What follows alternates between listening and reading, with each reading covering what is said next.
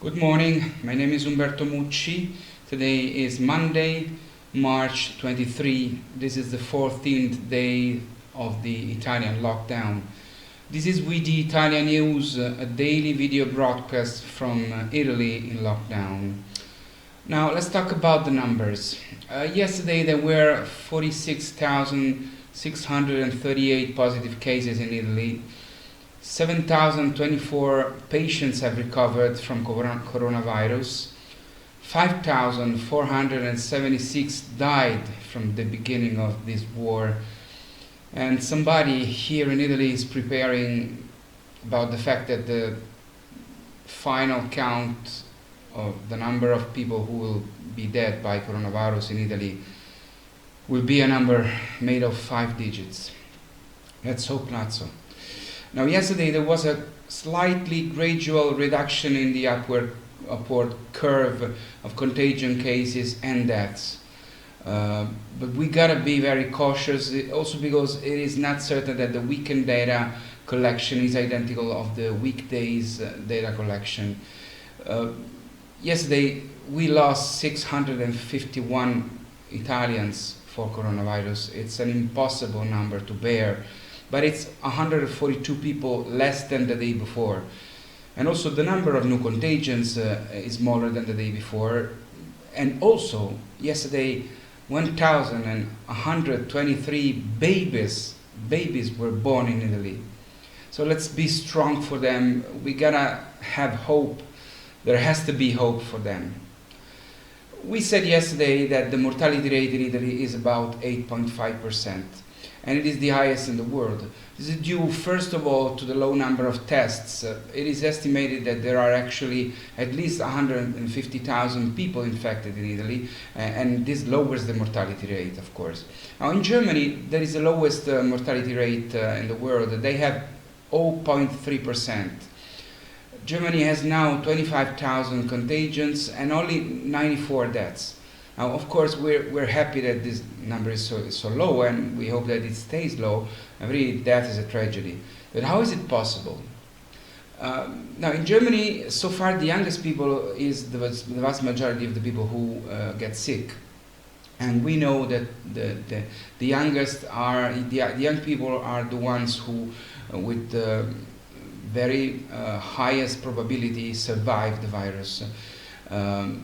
Also, Germany has the same percentage of elderly people as Italy has. But it is likely that in Italy, young people, often asymptomatic or with mild symptoms, have then infected more fragile parents and grandparents who live in close contact with them.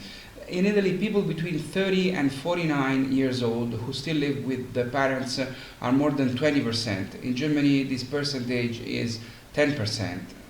The half. In Italy, half of young people between 25 and 34 still live with their parents, while Germans on average leave home at the age of 23.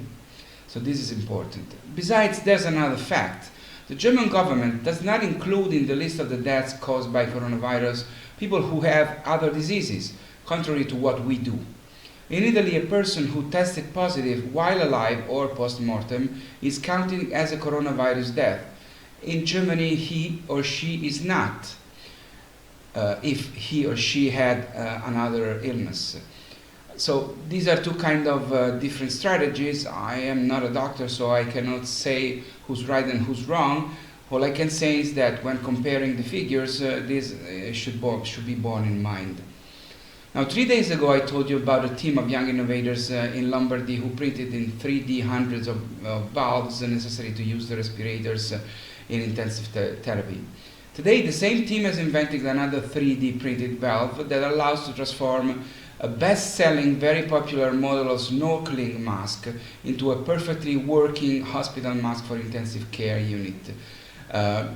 This is another example of the great Italian genius. This is amazing, and it is amazing also because, as for the valves 3D printed 3 days ago, also this prototype and these 3D printed valves have been completely donated by this team to the hospitals in need. These kids are amazing.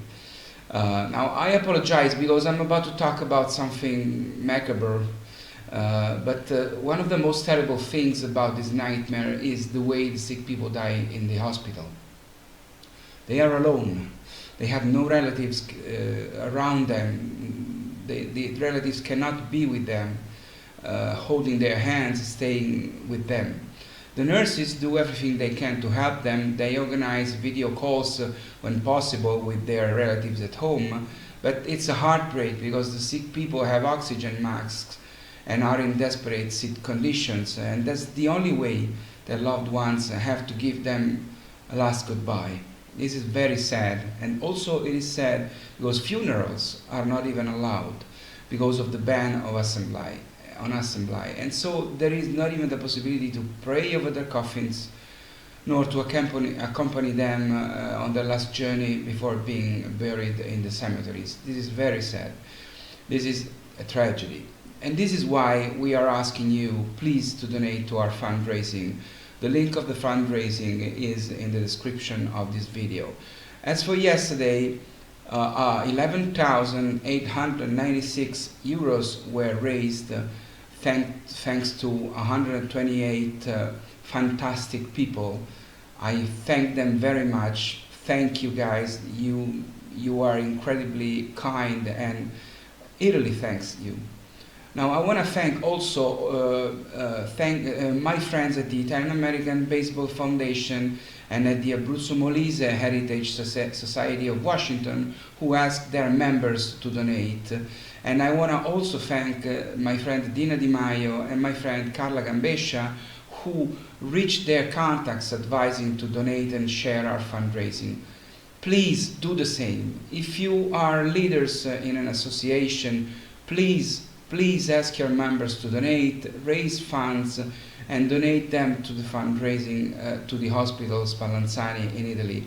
If you have contacts, please spread our messages, send them emails, social media, please ask to donate, share our videos, and also if you are friends of a celebrity, please consider asking him or her to shoot a very short video asking their fans to donate to this fundraising. Let's show Italy how much the Italian American community cares about Italy. This is very important for us. Thank you very much for your patience, for your attention. I'll see you tomorrow. Please don't give up on us. Ciao.